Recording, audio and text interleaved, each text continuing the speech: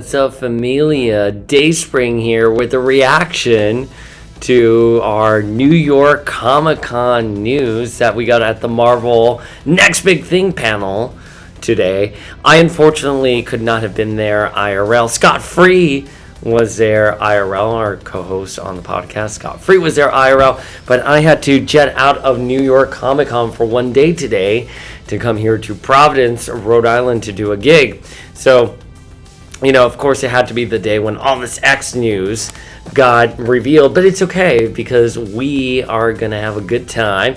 I have a glass of wine. I'm unwinding from my gig. I'm in my hotel room and I didn't bring my headset. So we are going to review, dissect, analyze all of the news we got today, and we're getting Fall of the House of X and Rise of the Powers of 10. We're assuming it's Powers of 10. I haven't seen the full panel, but when we had Agent M, he said, I don't know if it's Powers of X or Powers of 10. I assume it's Powers of 10 to line up with like what Hickman did with Powers of 10 and House of X. But so we got a trailer for it, and it says the end of the X-Men's KRAKOAN Age begins January 2024. So I'm so excited you guys came on a good night. We're going to have so much fun. Get comfortable. Get a glass of wine or Pellegrino. If you're eating pizza or any snacks, let's do it together. But, you know, I am a big fan of the KRAKOAN Age coming to an end. I know in past episodes I've said, hey, you know, I personally haven't been vibing with the KRAKOAN Age, but I understand how it's been from an IP perspective because the KRAKOAN Age has really revitalized the X-Men franchise. There's no denying that Hickman's reboot in 2019 put the X-Men back on the map. I mean, before that, it was IVX and X-Men Disassembled. And, you know, when you go back and you read something like X-Men Disassembled, it's actually not as bad as we remembered it as we were experiencing it. But we had IVX, AVX as well, but IVX and Age of X-Men, and those stories were, I mean, man, they were like a sucker punch to us X stans. And listen, I love Nate Gray, so for me to be like Age of X-Men was not good, Familia, it just was not good. It didn't land. So when the KRAKOAN Age came, it was kind of a breath of fresh air, and the stories were really exciting. And then we were so excited for Dawn of X and all the possibilities that could come with it. I know I was so excited for Moira to be back as a mutant, as a long-term X-Men fan who loves 90s nostalgia. You know, I can hear Mr. Scott Free's voice being like, oh, no, to the 90s nostalgia. But I love the 90s. That's when I grew up with Phalanx Covenant, Onslaught, Age of Apocalypse. That's always going to be my jam. Moira is supposed to be a human ally. She's supposed to be the human scientist who was the 1 in a million chance who got the legacy virus. And to bring her back as a mutant, and not only just a mutant, but the mutant, was so incredibly amazing for me, finding out that she had all these multiple lives and that she has been working in the background. I mean, it was a wonderful setup. I say this all the time. My favorite Reign of X book was, drumroll please, Sword. And I love seeing Fabian Cortez in that book. I loved the art. It was just such a wonderful book for me. I loved it. And obviously changed into X-Men Red. But then I feel, and I say this all the time on the podcast, that around Inferno, around Trial of Magneto, when those stories were running, the X books kind of lost their way. And Trial of Magneto was not a very good story. We think Williams is a very capable writer. We've had her on the podcast twice before, but Trial of Magneto did not land, and Inferno did not land at all. I don't know what the purpose of Inferno was, and, you know, Hickman was the one who kicked off the KRAKOAN Age, and I just was not impressed with his swan song. So, you know, the books have kind of fumbled for me. You know how I feel about Fall of X. I'm not enjoying Fall of X. I don't like Shadowcat with a K. I think Kamala being a mutant is an insult to us who had to live through the push of the Inhumans. And, you know, I get the same comments over and over again. They're like, well, Paul, Dayspring, she was originally supposed to be a mutant, so they're just course correcting. It's like, Yeah, well, Nightcrawler was supposed to be on the Legion of Superheroes over at DC. You know, things change editorially in the background for the better. And let me tell you, I really like Kamala as an Inhuman. And I think if her series would have ended with her being an Inhuman and the fact that we were getting Black Bolt in a comic accurate costume in Multiverse of Madness, I think they could have saved the Inhumans franchise. But, you know, it's fine. I think some other people have been really receptive to that.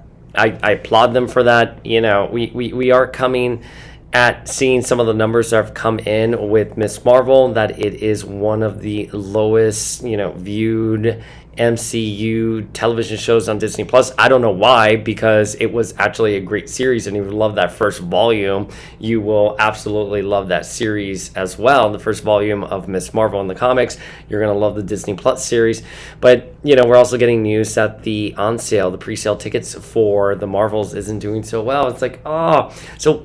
You know, I don't know why Kamala is being pushed. Great character, love her very much. Would happily love to have her in the X family, but I think let's focus on getting the X-Men back on track before you do all this MCU synergy.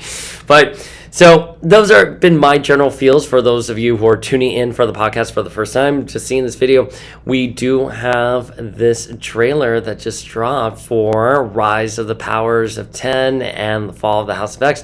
And why don't we look at it? We're going to react to it. I kind of already saw it, you know, because I did post it on our Instagram page when I was on my train over here. But let's take a look at it. Let's dive in, and we're going to discuss our feels for it. There's Cyclops, and Cyclops appears to be in. Wow, Cyclops, first of all, looks so young in this shot, and his like goggles. Obviously, they're supposed to mask his powers, but it's making him look so young. He looks like. I'm like, I immediately thought, was this teen Cyclops? You know, are we back in the past? But that's supposed to be our Cyclops, who's being captured by Orcus, and he's being released here. That's a beautiful shot with the sun. Not being released, but he's being brought before. It looks like a jury, a courthouse. You know, he's going somewhere where it's very public and there's protests. Now, the thing about these protests, I was thinking about it when I was like getting ready for this video. On the left side, it says "out of our planet mutants," or "out," you know, on the planet mutants. But then on the other, it says like "welcome to we're together with the X-Men," right? And like those people look happy there, while these people look angry. So are they trying to do a commentary on the times we live in, where we're so divided on social media and on every issue? Who knows? But Cyclops is walking there. They're the Stark Sentinels. He is walking to this courthouse, and we're going to black. The Marvel logo. Oh, one thing I do want to say, I think the music for this trailer is good. It's a Marvel logo. Okay, so this looks like, I theorize, as we're going to be seeing here. So as we know from the solicitations, we know that Orcus is summoning the Celestials. So I think that cosmic shot is the Celestials at their finest. The X-Men of today, and there's Nimrod going up against Shadowcat with a K. You're like, that's not a challenge at all. Shadowcat with a K, with Wolverine and Nightcrawler and Kamala, Miss Marvel. I mean, listen, Juggernaut, Jean, Xavier, Emma, they all fell when Nimrod crashed the Hellfire Gala. I'm sorry. What does Shadowcat with a K and Nightcrawler have that they're going to be able to beat up Nimrod with? No, I'm sorry. And no shade to Kamala, but she's still like a high school hero. And I know she's very seasoned, and I love Kamala very much. But if Jean Grey is falling to Nimrod, I don't believe that Kamala, Nightcrawler, or Shadowcat with a K could go up against him. Wolverine, only because he has the healing factor and the adamantium. But, you know, it's the X-Men of today and the X-Men of tomorrow. They're always X-Men of tomorrow. That's the hallmark of this franchise, and that's why we love it so much. Damn, Familia. Listen, I'm going to be honest with you. I think I'm getting kind of tipsy from this wine. So, we are going to have fun breaking down all this New York Comic Con news. You came on such a good night, guys. Okay, and the X-Men of tomorrow. All right, so that's Sync, obviously there. Wolverine, he endures. Shadowcat with a K. There she is, with some Apocalypse DNA, I guess. That's the only thing I can surmise. With Captain Krakoa, who is now, in this iteration, it's Kamala, who's Captain Krakoa, and a Iron Man with, I was going to say Groot technology. Obviously, Krakoan technology. So, from the solicitations, we know that the House of X has fallen, the House of Xavier has fallen, and 10 years later, Rise of the Powers of 10 kind of come into play. So this is another dystopian future. Think of it a la Days of Future Past. And here we are. And, Powers of 10, as we originally saw. I am kind of like, we don't even know who the new Captain Krakoa is on Uncanny Avengers, but now we have a third Captain Krakoa, which is Kamala. I don't know. I don't know how I feel about that. I like the idea of Captain Krakoa. I definitely think Betsy or Rachel should have been Captain Krakoa. Or you leave Cyclops with Captain Krakoa. My feelings about Kamala being a mutant. So the fact that she's a poster child here as Captain Krakoa, I don't know. But here's the thing, Familia. If Captain Krakoa did not take off for Scott Summers in the X-Men book, we did a couple speculation videos on who Captain Krakoa could be in Uncanny Avengers, and I'm telling you, no one's talking about Captain Krakoa. So if you want to make Miss Marvel Kamala front and center in the X books, if you want to push her as a poster child for mutants, I may not like it, but I understand your marketing strategy for it. Why are you giving her the Captain Krakoa mantle? It hasn't worked. It has failed. Miss Marvel deserves better. Kamala deserves better than being a byproduct of corporate greed and also people who just don't understand the character. It may be the second glass of Cabernet talking, but I would rather see her there in a variation of her Miss Marvel outfit. Maybe she's a Captain Marvel with an X symbol instead of the bolt. I don't know. Don't come at me in the comments for it, but what I'm trying to say is Captain Krakoa as a mantle has not worked out at all. I don't know why if you're pushing Kamala, why you're giving her this mantle, because it's clearly a mantle that has not captivated anyone. And I've wondered why. I'm like, why hasn't it captivated anyone? I think it's something to do with the design, to be honest with you. Anyway, so that's the team. All right, let's continue. Must wage a war against extinction. I really like that. It reminds me of Second Coming. Well, the X-Men are always fighting extinction, right? Since the Messiah era. But in Second Coming, there's this wonderful splash page that Greg Land drew that you really see the X-Men across all time and space fighting for survival. And I think that's what I love about the X-Men, when they are fighting for survival, for equality, for a place in the world. I absolutely love that so much about them. So, must wage a war against extinction. Absolutely. All right, so that's obviously a Celestial, and I think that's Nimrod there, because Nimrod is summoning the Celestial. And we'll get into that a little bit more. We'll read the solicitations. Across their entire existence. I just said a variation of that. I only saw this trailer once or twice, so it's almost like I'm seeing it again, because I just did a gig. And all right, so there is Omega Sentinel, Nimrod, obviously Dr. Stasis, and Moira, and I think this is where they're trying to locate Celestial, but surviving. Okay, and obviously there's the Powers of 10 team, Captain Krakoa, and Shadowcat with a K. Oh gosh, I love Kamala so much. I think Kamala deserves better than this right now. Shadowcat with a K. Kitty, if you listen to my very first podcast episode, I was saying Kitty Pryde is a character that's a bit overrated. Sadly, I think Captain Kate has worked so well for the character. I'm sad that they went back with Shadowcat with the K. But Kitty literally changes her costume every month. Why for 10 years is she still Shadowcat with a K? Oh! With Apocalypse or something like that. I would love it if she was just something else, but Kamala is. Yes. All right. Hinges on the return. Ooh, Okay, there's some Magneto helmets. I maybe someone can educate me in the comments. I don't know what the green goo is. It's like green blood there. I mean, is that going to be a key to his resurrection? We know it's not the yolk of the eggs that they have for resurrection. But yep, there we got all the classic Magneto helmets of their greatest enemy. Oh, I remember not liking the statement. Here's the thing. I don't like the statement. I don't like the statement because I don't think Magneto's their greatest enemy. I think when you have someone like Nimrod and Moira coming in and massacring them at the Hellfire Gala, their greatest enemy becomes something different, right? Magneto, don't get me wrong, Magneto has done some atrocious things in the past, but when you look at his history, he has been more of an anti-hero before the greatest enemy.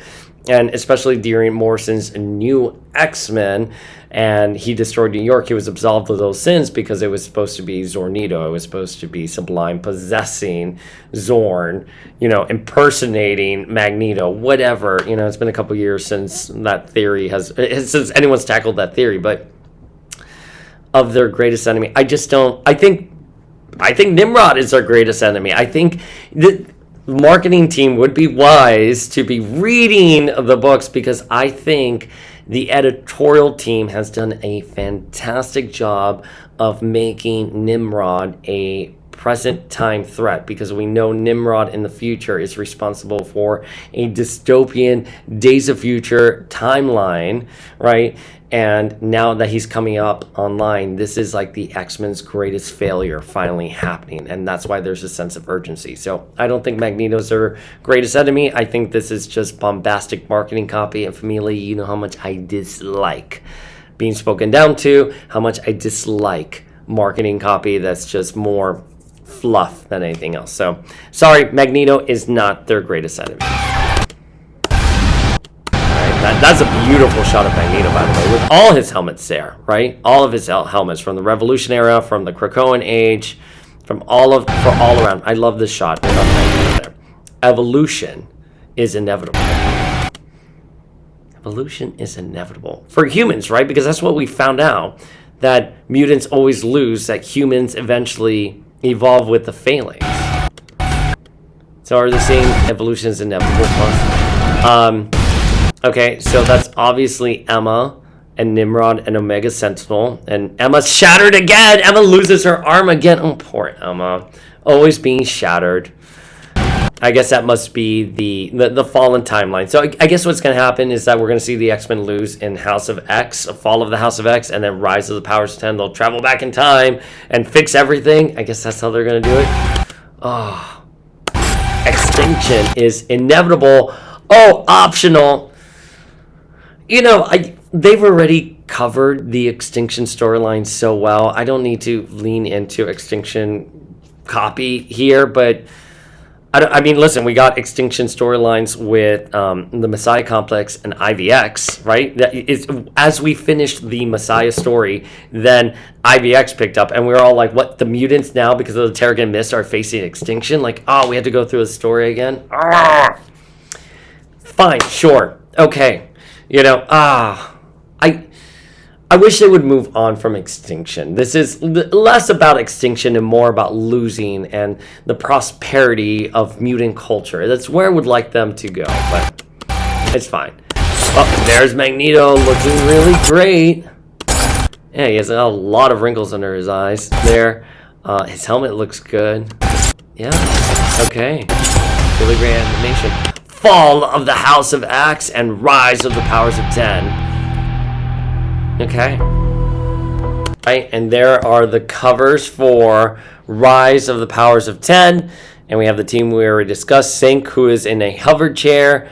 We have Iron Man with Krakoan technology, whoever that Iron Man is. We have Miss Marvel as Captain Krakoa, and we have Wolverine.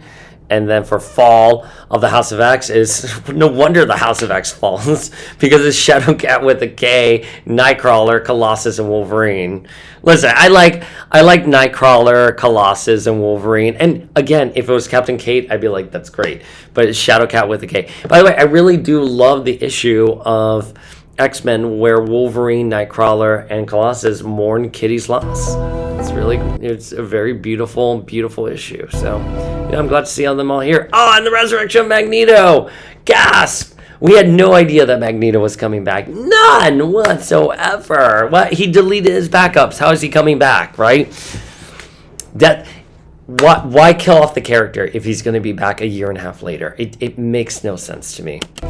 I mean, the entire point of resurrection in the KRAKOAN Age, from an editorial standpoint, was to stop telling stories that involve the characters dying and returning. And yet, here we are. I think Ben Percy kind of has fun with it. He does kind of like a Kenny from South Park with Quentin Quire, where he always dies and comes back. That's fine.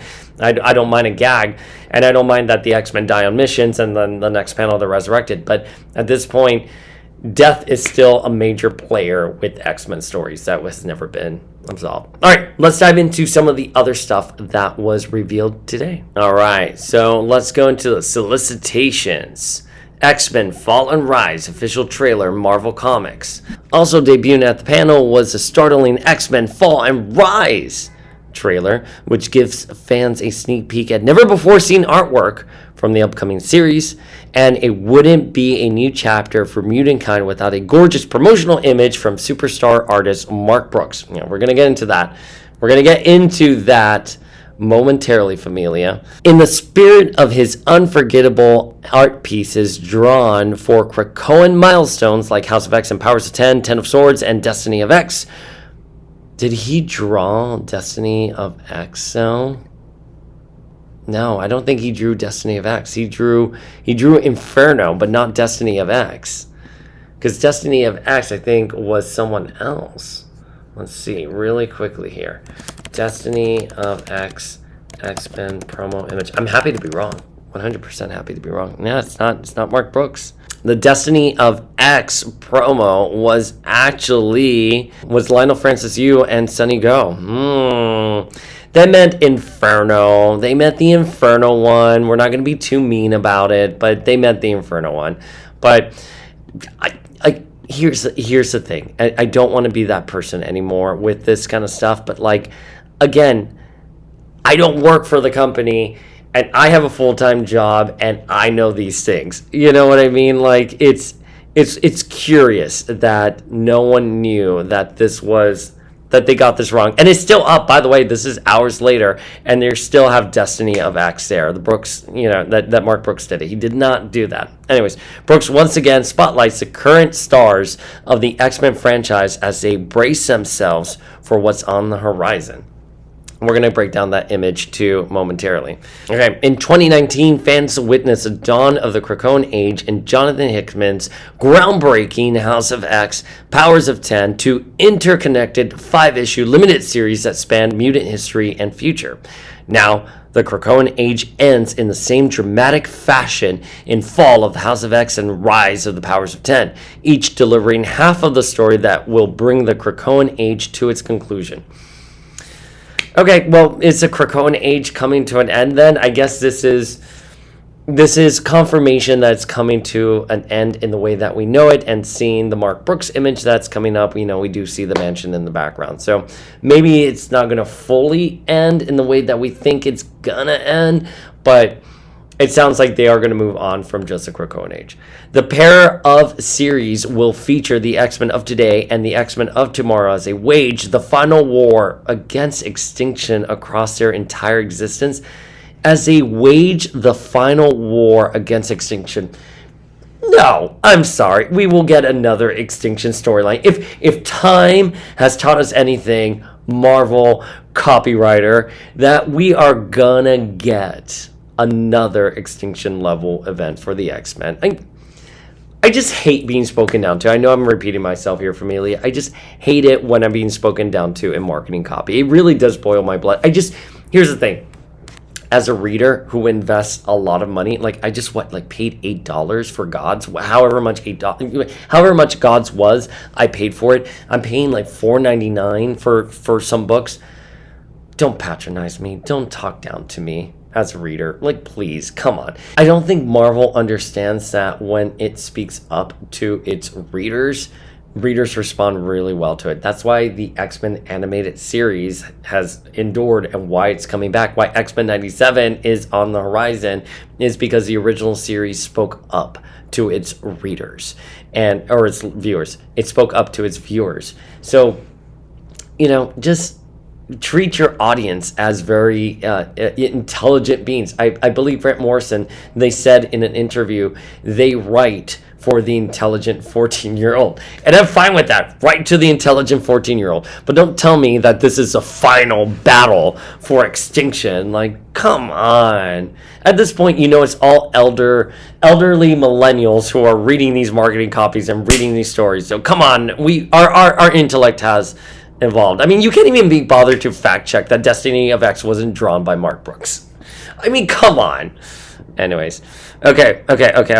Extinction across their entire existence. Evolution is inevitable. Extinction is optional. Okay. The two series are fittingly crafted by some of KRAKOAN's defining architects, and we list all of our creators here. Jerry Duggan, who's done X-Men Marauders, Lucas Warneck, who's done Immortal X-Men, delivering Fall of the House of X, and a writer, Kieran Gillen, Immortal X-Men, and artist R.B. Silva, Powers of 10, delivering Rise of the Power of X, plus covers by House of X superstar artist Pepe Larraz. Great. Listen, I don't think Jerry Dugan's X-Men or Marauders have gone anywhere, but, it's fine. I think he is the flagship writer for the office right now, so let's do it. Lucas Warneck's Immortal X-Men, all the art he's done is absolutely beautiful. I think Immortal X-Men that Kieran Gillen is doing is fun. It's probably Immortal X-Men is probably the best book out of the roster right now. And artist R.B. Silva, I'm sorry, I'm reading the copy as I'm talking about it. R.B. Silva is a absolutely a fantastic artist, and likewise with Pepe Larraz. So let's do it. A mutant kind's survival hinges on the return of their greatest leader and X-Men's former arch enemy, Magneto. The return of their greatest leader. I'd give Cyclops greatest leader. It's fine. X-Men's former arch enemy, Magneto. He hasn't been an enemy for a very long time. We can all pick it apart. We can be like, he's been an enemy at this point in the story. But I would say that probably since Eve of Destruction, Magneto has been solidly an anti-hero. And I'm not counting Zornito. Not counting Zornito because that was not him. But I think since Eve of Destruction, that was the final story where Magneto was just evil. Following Magneto's tragic death in last year's Axe Judgment Day, no one cares, no one read it, Storm embarks on an epic quest to restore him to life in Resurrection of Magneto. We love Storm. Let's see how Storm is going to bring him back to life. Although, give Storm something better to do. She's Soul Regent. Why is she resurrecting Magneto? Oh, God.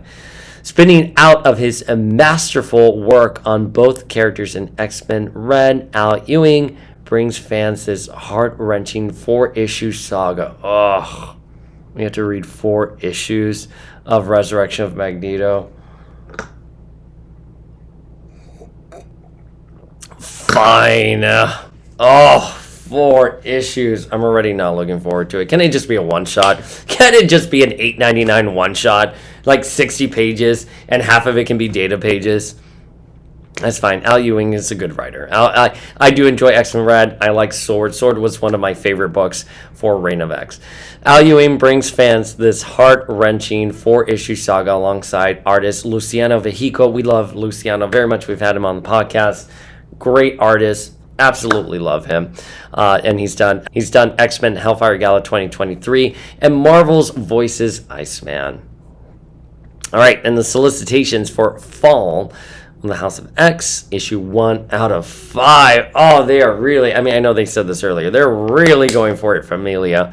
It's going to be written by Jerry Dugan, art by Lucas Warneck, cover by Pepe Larraz, on sale January 3rd. Marketing copy reads, Krakoa has just begun to fight in Fall of the House of X, issue 1. Mutantkind has never had a greater fall. What about when Wanda said no more mutants? What about when Onslaught turned out to be Xavier and betrayed his entire team? That's fine. This is the greatest fall ever. From the highs of Krakoa, their own glorious nation, a place where they were safe and happy, to, I'm sure they were happy, to the lowest of lows. Outlaw, hunted, killed, most of their kind missing or dead. It sounds like a Tuesday night for the X-Men. And now, one of their greatest leaders, Cyclops, is on trial. All right, so Cyclops is on trial, facing a death penalty. Ready or not, the time has come for the X-Men to make their final stand. The last stand, right here. That's it. This is what the House of X is. It's the last stand, but for X-Men. I'm sorry, Familia. I know I'm just being negative right now, but I am approaching this with a bit of cynicism. Cyclops is on trial for facing a death penalty. Well, you know what? Cyclops fell from the treehouse, and last time we saw him, he was in pretty bad shape. So I'm glad that he can actually get up and walk, and seems to look really good going into court. So yes, in that trailer, he was facing court. Ready or not, the time has come for the X-Men to make their final stand against. I can't keep a straight face. X-Men final stand, last stand. I can't. Against the forces that have struck them low. The day is now. The place is here. The tale of the house of Xavier built will long be told. ... And few will forget this darkest chapter. There you go. Okay. All right. A Rise of the Powers of 10, issue 1. And it is written by Girian Gillen and art and cover by R.B. Silva. And it goes on sale January 10th. So a week later. And the fight for Krakoa has been lost in Rise of the Powers of 10, number 1. 10 years ago, the mutants returned from their exile to try and reclaim the Earth from the forces of Orcus. They failed. Now, within the victorious Orcus, with their gauntlet choking the world, Nimrod and Omega Sentinel put their plan within a plan into action. Great. So that's Emma. So yeah, it was Emma who fell against them. They are to summon their binary god to consume everything in their ascension. All that stands between them is the X-Men. What can they do? I mean, really, I'm sorry. I wouldn't be afraid of Wolverine, Iron Man, Shadowcat with a K, and Captain Krakoa. I'm sorry. You don't got Jean, you don't got Storm, you don't got Xavier, you don't have Emma Frost. I would be like, oh, this is gonna be a walk in the park. Okay, Shadowcat with the K, whatever. The unassuming Shadowcat or Sprite or Ariel or whatever you're calling yourself these days, to quote Emma from Astonishing X-Men. I wouldn't be afraid. But anyways, between them is the X-Men. What can they do? They're the X-Men. They'll find a way. That's their power. What?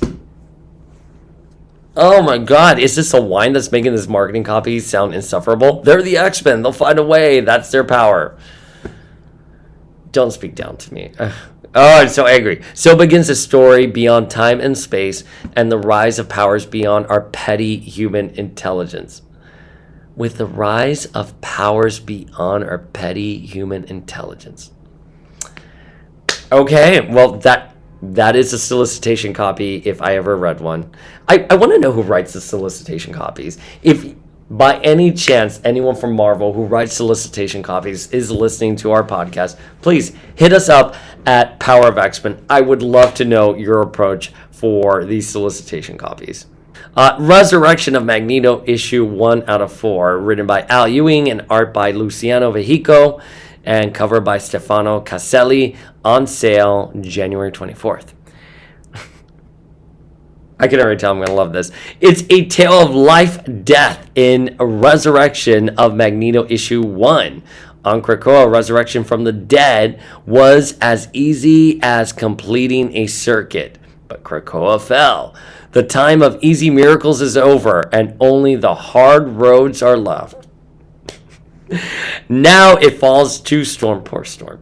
As the epic conclusion to the KRAKOAN Age looms, she deserves better. She needs to stay as sole regent once the KRAKOAN Age is done, to bring their oldest enemy home to fight against the fall of the House of X. But wait, if in the fall of the House of X, if they already fall, what's the point of bringing back Magneto? Because they fall. So bringing back Magneto is futile. I'm sure Magneto will pop up in Powers of 10 and Rise of Powers of 10, and he will be the secret sauce that saves everything. But after all he did and all that was done to him, can Magneto bear to return? When we killed Magneto, there was a plan. Al Ewing explained, this isn't going to be a golden egg. Well, there you go. So it's not the golden egg yolk. Easy path to resurrection. This is the hard road. Yeah, I know it's going to be the hard road. It's going to be 4 issues of a hard road. We just need a one-shot. Check out the covers now and stay tuned in the weeks ahead for more X-Men news, including more series announcements. I got to tell you, I was hoping for something bigger. In January. I was hoping Hickman was going to return. I was hoping Morrison was going to return. I was hoping that we were going to get something really fun. And, this marketing copy it is not inspiring a lot of, what's the word I'm looking for? Faith here. All right, and now here's the big money maker, the reason why we're all here, which is to discuss this image right here. And I'm going to start off by saying, the previous Mark Brooks images were they were full of a couple things that just were inconsequential and didn't go anywhere. Like for House of X and Powers of 10, the initial rollout for it. We did get Rachel as Phoenix. We did see Lalandra. We saw Disco Dazzler. We saw Havoc as an X-Baby. Blink was in the background in her Age of Apocalypse outfit, and none of those were factors at all. Even in the 10 of Swords image, we had Bobby, Cyclops, Rachel, and Armor with swords, and we know they were not sword wielders for 10 of Swords. So we're going to examine this image, and, we're going to be cautiously optimistic. We'll break down what we can break down in here. We also saw the Inferno image that Mark Brooks did, and Jean was slouched over, you know what I mean, with other members of the Five, and that was really inconsequential to the Inferno era. Mystique was holding Destiny's helmet over Moira, and that didn't seem to pay of any mind in the story. So let's see this image. We'll break it down as best we can. We'll give some thoughts and theories. But one of the things I have to tell you, and again, I know I'm being pessimistic, is we had the Last Supper for Immortal X-Men scene, and there were some things in there that, of course, have panned out. But largely, there's so much in these things that we dissect and we try to see, and they go nowhere. So, especially with the Mark Brooks covers, the previous ones, a lot of the stuff in it was just nothing. It was inconsequential. So, we'll look at everything here. We'll try to make some guesses, but I have no faith that this is all going to pan out a certain way. I hope I'm wrong. I hope I get a flood of angry comments saying, "No, Paul, you were wrong. There's, this actually happens, and this is why this was positioned here." But, we'll take it from there. Okay, so initial first reaction, love the coloring. I love seeing all of these costumes. I love this image. This is probably my favorite image out of all the Mark Brooks ones. It should be noted it was Mark Brooks, and Richard Isnovo. So I think this is probably the best one they've ever released. I'm really happy with it. It gets me excited. I think the Reign of X one was pretty cool too, and this one makes me really happy. So we're going to start from the bottom left, and we'll work our way over. But immediately we see Wolverine back in his tiger stripe outfit. That looks great. I think Wolverine is playing a major part in Fall of the House of X and Rise of the Powers of 10. Let's see how everything goes there. Our God Queen Jean Grey is sitting there on what appears to be a KRAKOAN bench, which is also shaped like a gate. But, the gate doesn't look like it's actually active, so maybe gates and KRAKOAN technology are just not going to be what it was in the KRAKOAN Age. But our God Queen will return, it would seem, and she's still going to be wearing that Hellfire Gala Year 2 outfit as a main costume. It looks good here, by the way. I can be sold on it. If this is how it's going to look, if Mark and Richard are going to be illustrating her like this, I'm sold. Cyclops is there, man-spreading, holding G's knee. They look really hot. They're such a cute couple. I really, I know I'm always team Scott and Emma, but this image in particular puts a smile on my face. I think Jean and Scott look really cute here. Yeah, Wolverine's not sitting with them. I just wonder if they're not going to lean into the thruple thing anymore, but hey, we'll see. Omega Red is there looking extremely sinister. It's like, ooh, Omega Red, what are you up to? And then we have Nightcrawler underneath him and Polaris next to him. Polaris, where's your coffee? But you know what's great? You know who's here? Sam Guthrie. And he looks to be alive and well. So congratulations, yay, Sam Guthrie. Shocker, we thought you were going to stay dead, but it looks like you're going to remain alive and you're going to come back to life. And by the way, you shouldn't have died in the first place because your powers make you invincible when you're fired up, and you're also like immortal, external, whatever. You also have immortality and you can't be killed. Then we have Sunfire there, and we have Domino, and we have Psylocke, and then there's Shadowcat with a K. And then we have Frenzy and Exodus, or Exodius, as Hammy likes to call him. Mystique is there, and we knew Mystique was going to be coming back. Magneto, again, we've just been talking about Magneto. Kid Cable, I'm glad he got out of Orcus's clutches, because we saw him right before the Hellfire Gala, and he was captured. Firestar, which I hope she is cleared. Juggernaut, which, by the way, I guess Juggernaut won the X-Men vote. And, we haven't really talked about it, but our polling did not have Juggernaut anywhere near the top. But it's fine. If Juggernaut was the one who won, so be it. I wish Marvel would have made a bigger stint of him winning, but he didn't. They did not. And then we have Emma kind of going, shh, like that. I'm curious what... Emma Frost always has something up her sleeve. That is our Queen Emma. Always something. Always plotting for the next step. Emma is. We have Xavier with the beard. He's grown out post Hellfire Gala, so I guess we're gonna keep it. And we have Cable next to him. And above Cable, we have Sync in his Generation X outfit, which I'm happy to have him in his Generation X outfit. And this is interesting, right? Because on the left side, we have more of the modern-looking characters. I think Sync is the first character that is in one of his retro costumes. You can argue that Cable is as well. Him and Deadpool look like they are from their 90s, heydays. But from the left of Xavier, everyone seems to be in their more modern KRAKOAN age. And then to the right, they are hashtag TBTs. They are all throwbacks. So is this going to be the other side of these characters? Are they going to, reboot younger versions or earlier versions of themselves? You may have forgotten, because this hasn't really truly been implemented, except for Ben Percy when he's talking about that Beast has only backed up his Avengers persona or self. That when you resurrect, you can choose to resurrect a different iteration of yourself. So, the working rumor was that Jean was wearing her Marvel Girl outfit because she backed up an earlier version of herself that was pre-Phoenix. We know that's not the case, of course, but are these characters going to have different backups from different times in their lives? Who knows? But right side of this image are, X-Men of the past, or iterations of these characters from the past. Oh, we have Cable and we have Deadpool. You know what? Jury's out on Cable. Cable can be, it could be Cable of today, or it could be Cable of the 90s. Who knows? But I definitely think that is a Rob Liefeld style Deadpool. That is obviously a 90s Storm. And I gotta tell you, Storm, perfect evolution of the characters, having her as Soul Regent. Keep Storm as Soul Regent. And then we have Bishop there with the longer hair again, and like the mullet and the M.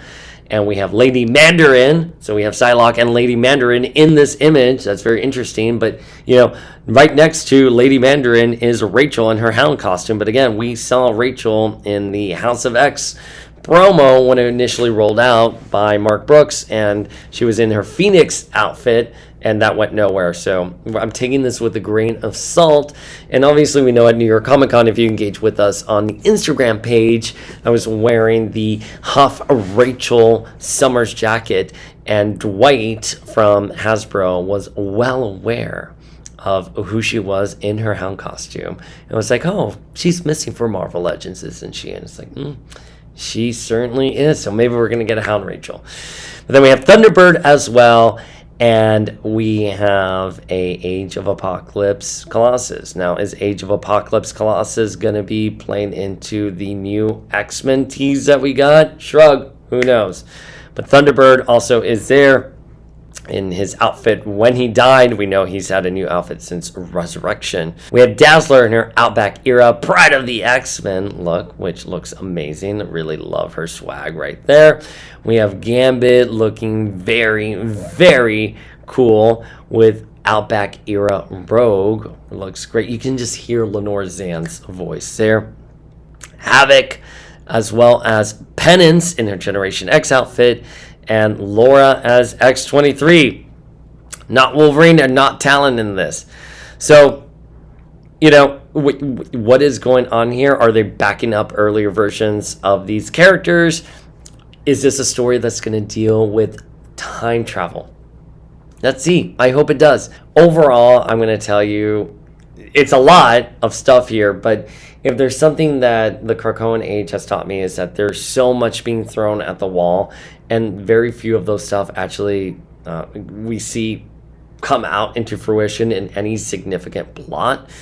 As I mentioned in the previous Mark Brooks cover, we had so many, images, Easter eggs, and things that we were dissecting, and they ended up going nowhere. So I hope for this image here, which it looks great. Again, I'd be happy if everything here meant something I would be really happy with. But as of right now, I think we'll take it as a grain of thought, as a grain of salt. Maybe there's time travel. Maybe they're backing up earlier versions of the characters. Who knows? Again, as I've said, I haven't got any tea on Fall of the House of X or Rise of the Powers of 10. I think what is happening here is that editorial has made its decision. The publishing executives have made their decision. Krakoan Age, for whatever reason, the marketing copy is that this is going to be ending. I don't think it's going to be ending because, again, in this image, you kind of see the Krakoan Gate not fully powered up, but with the mansion in the background, and it looks like they are back in Westchester. I don't know. We'll see how it goes. But Familia, you tell us, how did you feel about these New York Comic Con reveals? Are you excited for the Fall of the House of X and the Rise of the Powers of 10? Or do you want to see the X-Men on Krakoa still? I wager most of you are going to say, yes, we want them on Krakoa. Do you want to see them go back in the mansion? I want to see them go back in the mansion. But again, like as I've said, I think it would be a travesty to put them back at the mansion in Westchester, New York, because once the genie is out of the bottle with Krakoa, you can't get it back in. But leave your thoughts in the comments below. We're going to be talking about New York Comic Con quite a bit this weekend. Hit us up on Instagram. Follow Mr. Scott Free, Michelle Waffle, Otero, Latverian Lad, JT Otero. We have the entire Power of X-Men Familia at New York Comic Con, and we'll check you guys out later.